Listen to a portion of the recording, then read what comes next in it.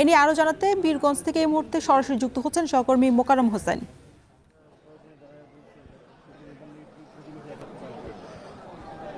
রওশন, সকল প্রস্তুতি শেষ। খানিকক্ষণের মধ্যেই অন্তর্বর্তীকালীন সরকারের প্রধান উপদেষ্টা ডক্টর মোহাম্মদ ইউনূস আবু সাঈদের যে গ্রামের বাড়ি, পীরগঞ্জের গ্রামের বাড়িতে তিনি কিন্তু চলে আসবেন। ইতিমধ্যেই তিনি তার বহর প্রবেশ করেছে। আইন শৃঙ্খলা রক্ষাকারী বাহিনীর তৎপরতা আমরা দেখছি।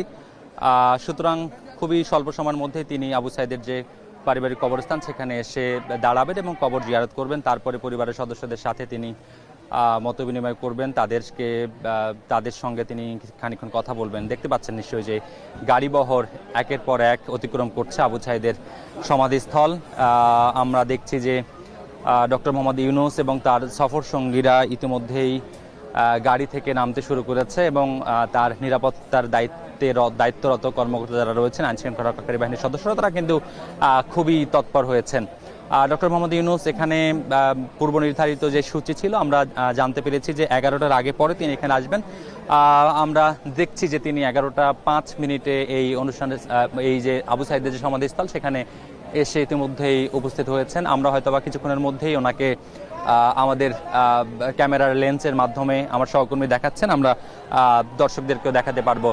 ডক্টর মোহাম্মদ ইউনূস অন্তর্বর্তীকালীন সরকারের প্রধান উপদেষ্টা, তিনি কিন্তু ইতিমধ্যেই আবু সাঈদের গ্রামের বাড়িতে প্রবেশ করেছেন এবং তিনি আবু সাঈদের যে সমাধিস্থল সেই সমাধিস্থলের পাশে দাঁড়ালেন এবং তিনি কৌতূহলী যে মানুষরা রয়েছেন সেই কৌতূহলী মানুষদেরকে কিন্তু তিনি হাত নেড়ে তার মুখাবয়ব দিয়ে কিন্তু তিনি অভিবাদনের জবাব দিচ্ছেন। এবং অন্তর্বর্তীকালীন সরকারের প্রধান উপদেষ্টার আগমন ঘিরে কিন্তু সকাল থেকেই একেবারে সাজ রব বিরাজ করছে। যদিও এলাকার মানুষ প্রচণ্ড রকমের শোকাহত, তারা বলছেন যে আবু সাঈদের মতো এত সৎ, মেধাবী, নির্ভীক একজন ছেলে চলে যাওয়াটা কোনোভাবেই তাদের কাছে কাম্য ছিল না। এরপর আবু সাঈদ নিজের জীবন উৎসর্গ করে দিয়ে যেভাবে দেশের মানুষকে, দেশের তরুণদেরকে আন্দোলন উদ্বুদ্ধ করেছেন, এজন্য কিন্তু তারা আবার গর্ববোধ করছেন।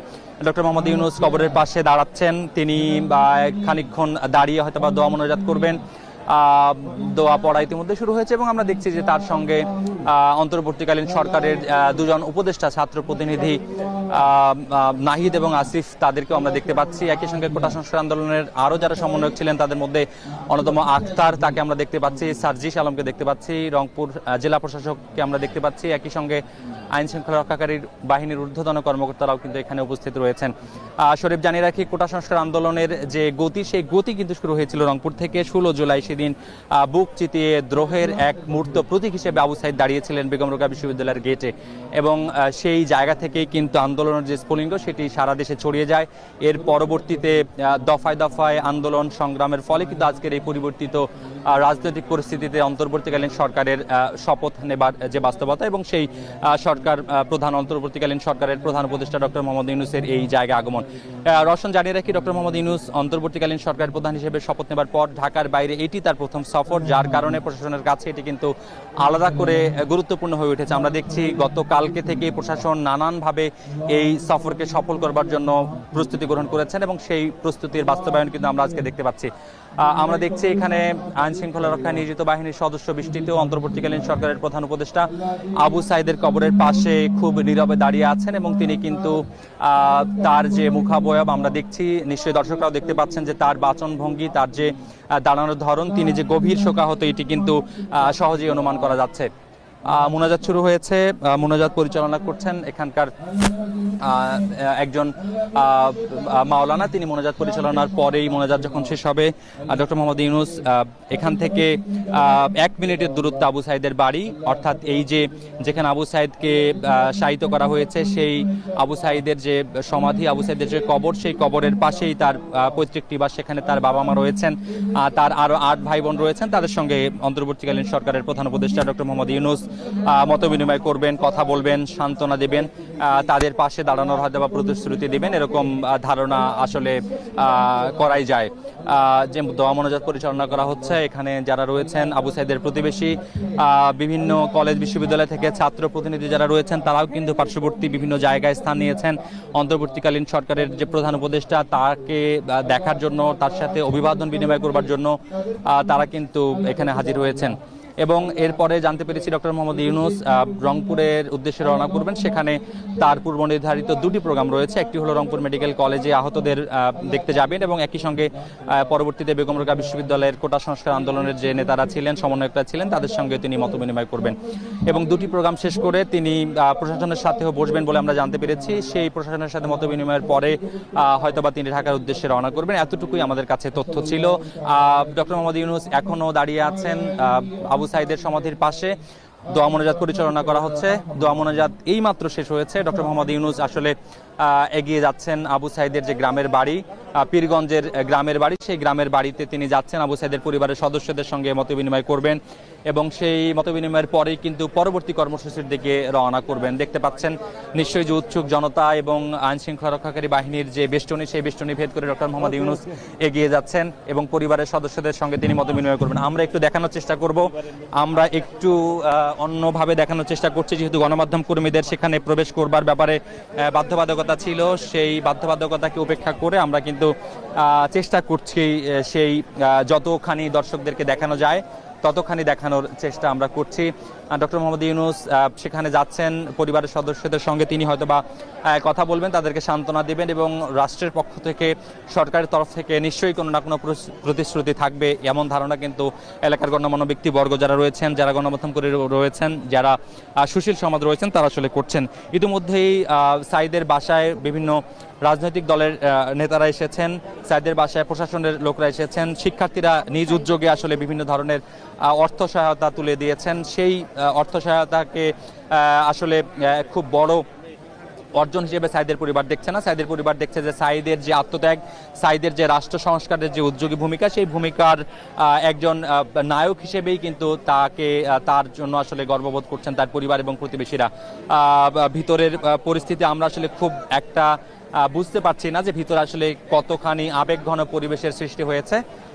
তবে ধারণা করা যায় যে ভিতরে যে স্বজনদের যে আহাজারি ছিল, স্বজনদের যে আক্ষেপ ছিল সাঈদকে হারানোর, আজকে অন্তর্বর্তীকালীন সরকারের প্রধান উপদেষ্টার আগমন ঘিরে হয়তোবা সেই আক্ষেপের খানিকটা দুঃখ হয়তোবা ঘুচবে। কারণ আবু সাঈদ এই নিভৃত পল্লী থেকে বেড়ে ওঠা একজন তরুণ, যিনি আসলে এই এলাকার যে অল্প কয়েকজন তরুণ বিশ্ববিদ্যালয়ে পড়ার সুযোগ পেয়েছিলেন, তাদের মধ্যে আবু সাঈদ একজন। এবং ইংরেজি বিভাগে পড়ার যে কারণ, সেই পড়ার কারণেই কিন্তু আবু সাঈদের পরিবারের একটা বাড়তি প্রত্যাশা তার কাছে ছিল যে পরিবারের হাল ধরা, পরিবারেরকে সুখী সমৃদ্ধি পথের দিকে এগিয়ে নিয়ে যাওয়া, সেটি আসলে আবু সাঈদের পক্ষে সম্ভব হয়নি। কারণ আবু সাঈদ তার ব্যক্তি স্বার্থকে উপেক্ষা করে দেশের বৃহৎ স্বার্থে নিজের জীবন উৎসর্গ করেছেন এবং আবু সাঈদের রক্তের উপরেই কিন্তু দাঁড়িয়ে দেশের তরুণ ছাত্র সমাজ আসলে শপথ নিয়েছিল যে এই কোটা সংস্কার আন্দোলনের যে রূপরেখা, সেই রূপরেখাটি পরবর্তীতে আসলে রাষ্ট্র সংস্কার আন্দোলনের রূপরেখায় পরিণত হয়, যার ফলশ্রুতিতে কিন্তু ছাত্র সমাজ যে দুর্বার আন্দোলন গড়ে তোলে, সেটি কিন্তু পরবর্তী বাস্তবতা আমরা দেখছি যে আজকে বাংলাদেশে অন্তর্বর্তীকালীন সরকার গঠিত হয়েছে। এবং সদ্য বিদায়ী সরকারের তরফ থেকে দাবি মানার ব্যাপারে যে কালক্ষেপণ ছিল, সেই কালক্ষেপণের ফলশ্রুতিতেই কিন্তু এই আবু সাঈদের প্রাণহানি হয়েছে, এমনটি আসলে তার প্রতিবেশীরা, তার এলাকার মানুষরা, তার সুশীল সমাজরা বলছেন।